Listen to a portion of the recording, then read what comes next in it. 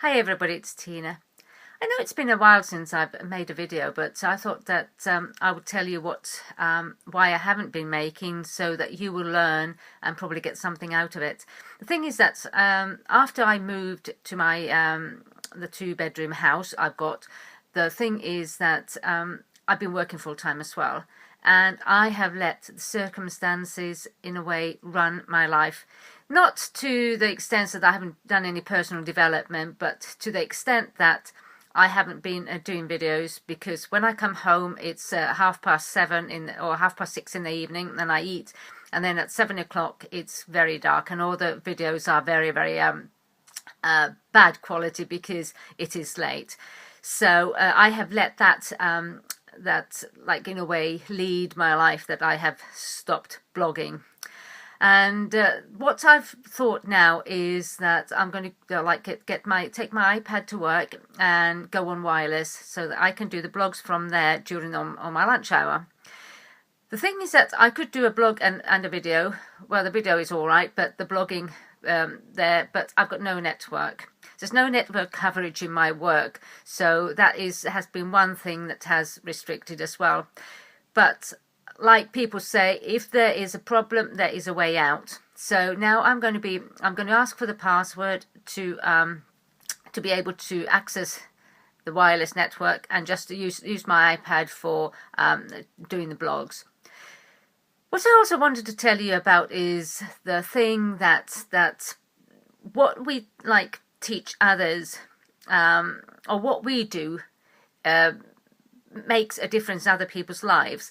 And it can be, as a child, you've taken the things that your parents did and your grandparents did, and a lot of the things that you do now are going back that far. They've taught you a way to do things and the way to think, and that's how you think now.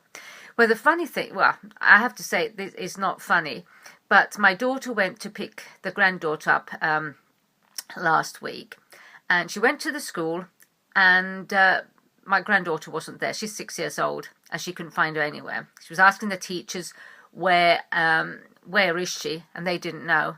And you know the feeling that you start thinking, oh my God, what has happened? Where is she?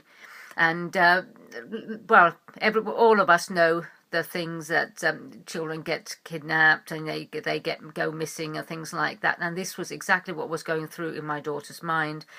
And they went looking, and actually they've got an after-school club, and she had enrolled herself to one of them. So when Debs saw Jada in that class, Jada shouts, "Oh, Mummy, look, I'm learning to knit like Nanny." And those of you who know me and what my background is, I've been doing baby clothes for 50 years, and now I'm doing dog clothing. Knitting and creating something out of yarn and fabric is my thing. And this was my granddaughter wanting to be like me. So I was showing her the way to do things, even though it was in a way like this.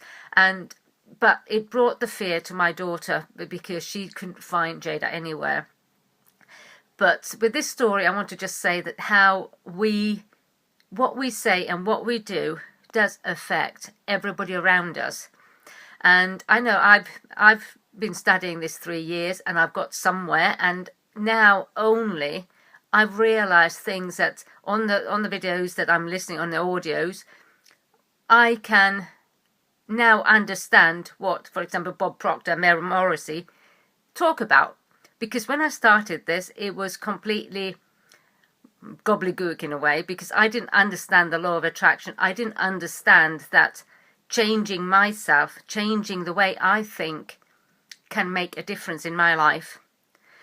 And only now, 3 years later, I have been able to get results, because I know I've learned now the secret. But the thing is that there's so much still to learn. And I can now know that whatever was programmed into me as a child, as a teenager, and then in adult life, it's got no relevance at all. The thing is that I have to know what I want, and I have to be positive. And a lot of the things is that you have to be grateful for what you've got. And the thing is that I have been able to manifest things this autumn now, which is, to me, is amazing. And I decided in August that I wanted a job, because I was living in a loft conversion, and well, some of you know my story. Loft conversion on my own, and I had my baby business, but I just didn't want to have that, because it wasn't bringing enough money that I could rent a house. And you know, if a landlord wants to rent, they want to know that you've got money coming in. So I wanted a job in August, and I got one. And then I wanted a house in September, and I got that. And that was actually through my work. So those two, it was meant to be to have the work, so I got the house. And the next thing that I wanted was a car in October. And I even told my granddaughter, this one who enrolled herself into the knitting club, I said that Nanny's going to have a new car in October.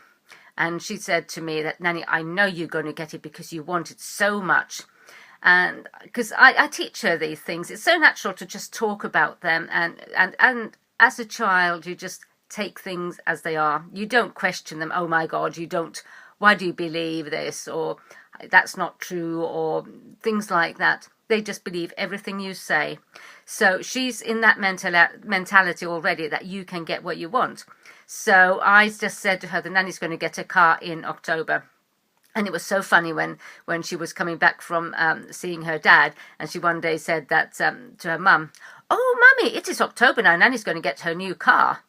So, well, I got the car, and I didn't think that wanting a new car would make the old car break. So the thing is that there I am, looking forward to this new car. Every day I go to work, I say thank you for my new car, and I go through garages, and then my car, the radiator went, and I couldn't use it. So for a week I had to take taxis or get lifts to work, because there's no direct route. So there are consequences of things that you do want, because something has to happen so that you get it. But I thought then, okay, there's nothing I can do about this, so I have to accept it. So I accepted taking the taxi and walking to work. And then a few days into November, I got my new car. And the 10th of November, I got it out of the shop. And this is it's not a brand new car, it's 3 years old, but it's low mileage, and it's diesel, and I got it on finance, and they said that you can pay it off quicker if you win the lottery. I said okay, I'll do that, and I want to pay it off by next summer. I've got a 5-year finance on that, but I want to pay it off by next summer. So there's things that I have been able to manifest now only because I have learned.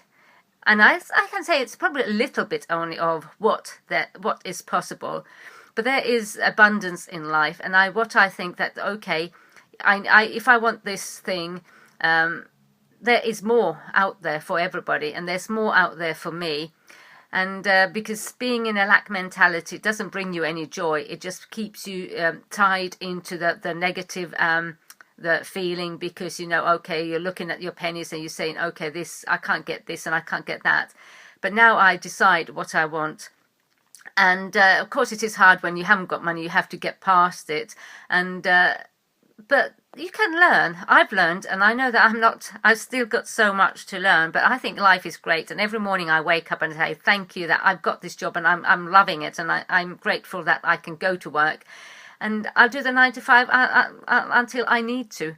And it's to me, life is an experience, and life is something that I look forward every morning when I wake up. It's an exciting thing. And if you don't have that feeling inside of you that it's exciting to see what life brings and what a future holds for you, I think you have to change your attitude. You have to learn what is more important. Is it important to be whining all the time, or whinging, or being negative, or is it something that being positive could help you? It is a way to learn, and it can be a process of 3 years, like in my case, but it can happen very quickly. It depends how stubborn you are. I'm always quite stubborn, so I try to hold on to what I believe. But 3 years has taken me to the point that I am now. And now I'm building my residual income so that when that work contract ends, I've got a proper residual income that I can live on that and do whatever I want. And I can wake up in the mornings, 9 o'clock, whenever, and just be at home and do my home business. But change your attitude and you can find out things that life is much more than you have ever expected. And I hope you got something out of this video, and hope to see you next time. Bye.